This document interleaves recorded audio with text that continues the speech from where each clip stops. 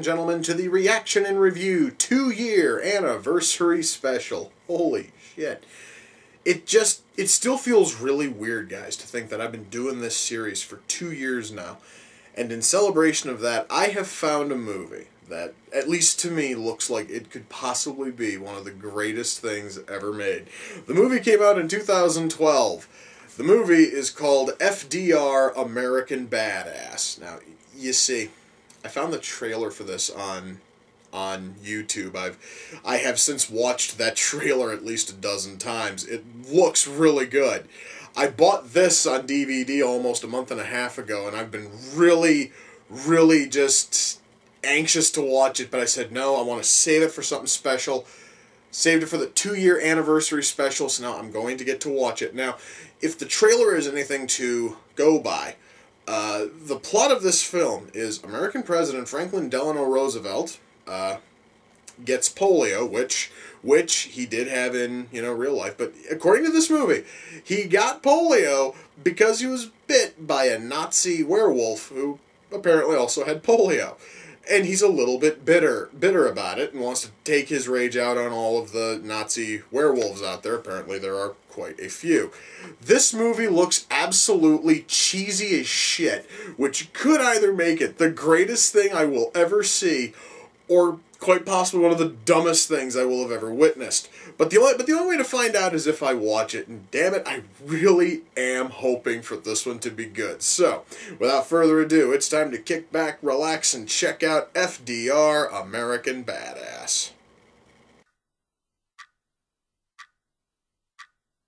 Wait a second, so it is a well-known fact that werewolves carry polio? Okay, I had no idea about that. Perhaps maybe I should reread some of my books on werewolf mythology. Maybe I should watch a few more movies about werewolves. I didn't know it was a common fact that all of them carried fucking polio. You really do learn something new every fucking day, guys. You know, guys, there really is a whole lot of acting in this thing, which is really fucking cheesy. But goddammit, it seriously seems to work. This right here is one of those movies where having really cheesy, hammy, bullshit acting kind of works. It actually kind of makes the movie a little bit more lovable, I guess.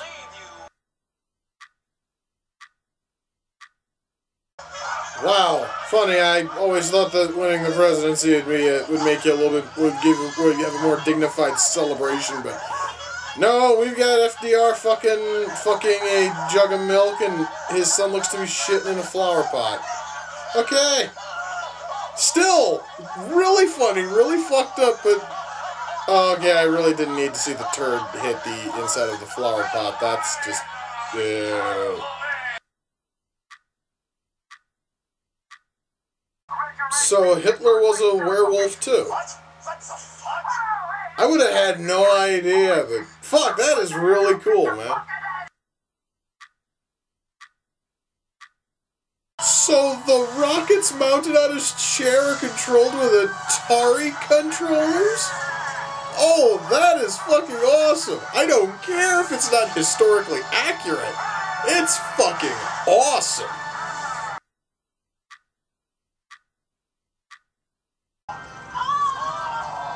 Okay, that is just fucked up and wrong.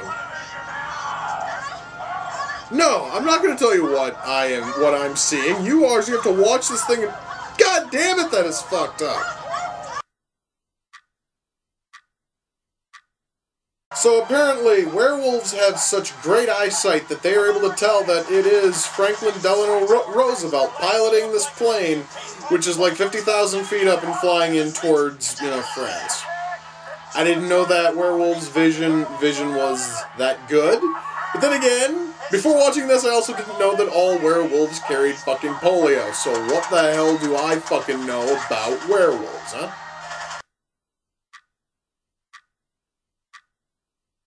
Well, guys, that was FDR, American Badass. Believe it or not, it's sort of cool to hear a little bit of, rap on the end of this, and I will explain why in just a moment.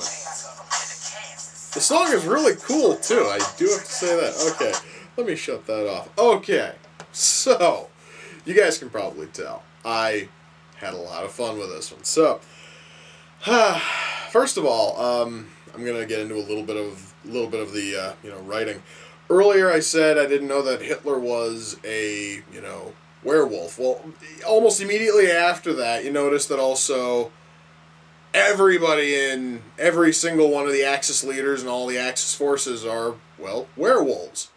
So yeah, that was certainly a nice little twist. I really did enjoy that. I just sort of wanted to correct that before people start leaving comments going, you never mentioned everyone. No. I know why. I watched it. Anyway, so let's go into the writing. First of all, pretty much, yeah, the whole plot is that Frank is bit, he is bit, but he's essentially attacked by a werewolf while he's the governor of New York. The werewolf gives him polio because apparently all werewolves carry polio, which apparently is common knowledge. I had no idea. And he is not shown that it is a Nazi werewolf until after he is elected president. At which point, then, you find out that the Axis forces are going to be sending in German beer, Italian wine, and Japanese fucking, sake, in order to, which are all going to be tainted with werewolf blood in order to turn all of the U.S. into werewolves. Which basically is ended when Frank goes and he ends fucking prohibition, and of course nobody touches fucking sake because it apparently is the pussiest shit in the world. That basically is what the movie's saying. I've never had it. I really can't judge. Anyway. In terms of story, this is really a very, very creative take on FDR. Now, naturally, it has almost no bearing in fucking, reality, so you can't really look at it and talk about how it is fucking historically accurate or any of this other shit. It is played up entirely for, laughs, and if you are able to look into that, or rather, if you're able to look past the fact that this is basically some kind of a goofy, bizarro, alternative history sort of a film, you're probably going to love it, especially if you're into really crass humor.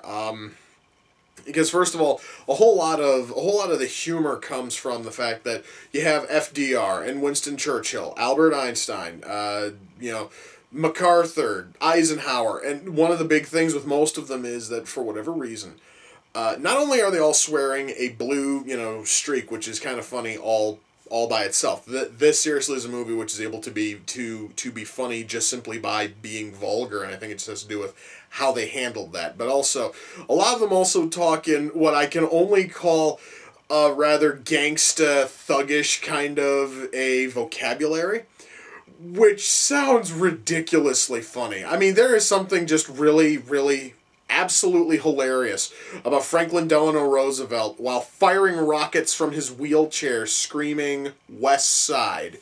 To me that honestly was just funny as shit. And it is that kind of humor which just carries into the entire film. We have very crass humor, we have very, crude humor, and it all works. I mean, I normally, guys, am a guy who's more into stuff that's a bit, classier in terms of humor. However, I can also enjoy stuff which, is in the gutter a little bit and likes to fucking work a little bit blue. This movie basically is living in the goddamn gutter, and it works. It works. The writing is still very sharp and very, very witty, but it's also ridiculously, foul and crude. So essentially, if you're not into foul language, offensive humor, you are not going to like this movie in the slightest. However, if you are able to get into that kind of shit, you are going to adore this thing. Acting. I did mention that some of the acting, and it's usually acting from secondary characters, is really cheesy, but it kind of works again because of how the film is working. Exactly what this movie is going with. You have to really be into that kind of cheesy acting, and I'm talking high grade cheese in terms of the acting. And somehow it just works, and I think it's partially because we have Brian Bostwick playing Franklin Roosevelt, and he's playing it about. And he's playing everything completely fucking straight. I mean, okay, yeah, he is swearing and he's screaming and he's talking basically. He's basically talking almost, fucking like he came out of Compton. It doesn't matter. He is still, with all of that, he's still playing that role almost perfectly straight, which makes it even funnier. One other actor I can totally say just stands out as Kevin Sorbo was cast as Abraham Lincoln, and Abe Lincoln shows up as a pot fantasy that came when Frank was basically taking a hit out of George Washington's pot stash. I wish I was kidding. And so Lincoln shows up, and then they have this little talk, and Kevin Sorbo kills as Lincoln. He was fantastic as Abe fucking Lincoln. I seriously would almost like to see a serious film with Kevin fucking Sorbo cast as Lincoln now, and I don't know why. It just seemed to work so well. The acting in this movie, even though it can be cheesy at times, all of it totally works with everything that is given here. It is that well done. Special effects. I would like to say that when it comes to the werewolf effects, some of them are really good. I mean, Hitler looks fantastic. Mussolini looks fantastic, in terms of just like general fucking like werewolf look and everything. But then there are a couple of them who don't really look like werewolves as much as they look like Ewoks. I'm fucking serious. There were maybe 2 or 3 like secondary werewolves who looked totally like fucking Ewoks, and it was a little bit odd. Just saying.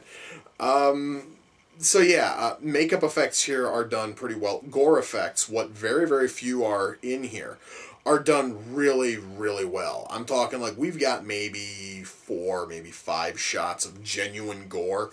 And it's all done really well. It is all done in a very hammy and cheesy fashion, which frankly, it totally works when we have fucking cheesy acting and really cheesy, writing. Really cheesy in a good way. I do have to stress this again. This here, guys, is the good kind of cheesy movie I'm always talking about and always looking for. Music. Well, music is almost all like period-ish sounding stuff, except for the rap song at the very end, which, again, it kind of works because that is essentially half of Frank's dialogue is this gangsta style shit, and it works. Again, it just kind of works, and I believe it's partially because of how, I think it's because of how Brian Bostwick played it. Worked so well. Otherwise, everything else in here, like camera work, sound, lighting, everything else was great, which is funny because you don't normally expect that from a film that was almost totally unknown and probably has a very small budget. This thing here did the absolute best with whatever budget it fucking had. This movie was great. So yeah, guys, I can totally recommend this thing. And I'm so happy I bought this, because I should tell you guys, I found this over at Family Video one day. They had like 4 copies of this thing on the shelf. Like 3 of them were on sale for, I think it was like $3. And so I grabbed one, partially because at that time I had only watched the trailer maybe about 4 times. Since then, I've watched it another 2 times, and now I've watched the movie, and for some reason, I actually kind of want to watch it, again. That is how awesome this fucking movie was. So yeah, guys, if you can find a copy of this, and I do know, shortly after I bought this, it wound up going on to Netflix. So guys, get on that. You guys really have got to watch this. I cannot I cannot recommend it highly fucking enough. This is probably one of the best cheesy, stupid comedies I have ever fucking seen. However, now there is a blurb on the back, and I would just sort of like to talk about this. And normally, guys, I talk about blurbs in a negative sense. This one, kind of. And the blurb is from Ain't It Cool News, and it says, "Airplane mixed with a little of Team America World Police, get in line for this one." I will totally say, yeah, you guys totally have to get in line and check out this. I would not say it is as good as Airplane or as good as Team America. It is certainly awesome and it is great, but it's not quite as good as either Airplane or Team America. I just sort of wanted to say that whoever the hell wrote that was heaping a little bit too much praise on this, at least to me. But still, I do highly recommend this thing. This sucker is going to have a very happy spot on my DVD shelf, and if they ever decide to put it out on Blu-ray, preferably with some bonus features, I'll probably be picking it up without fucking question. This thing was amazing. Well, guys, that is it. That is the close of my 2-year anniversary special, and oh my god, I found the best movie to celebrate a 2-year anniversary with. I feel fucking amazing. So, guys, with that, we come to the close of another reaction and review. Until next time, ladies and gentlemen, take care, and I will see you all in the near future. Peace.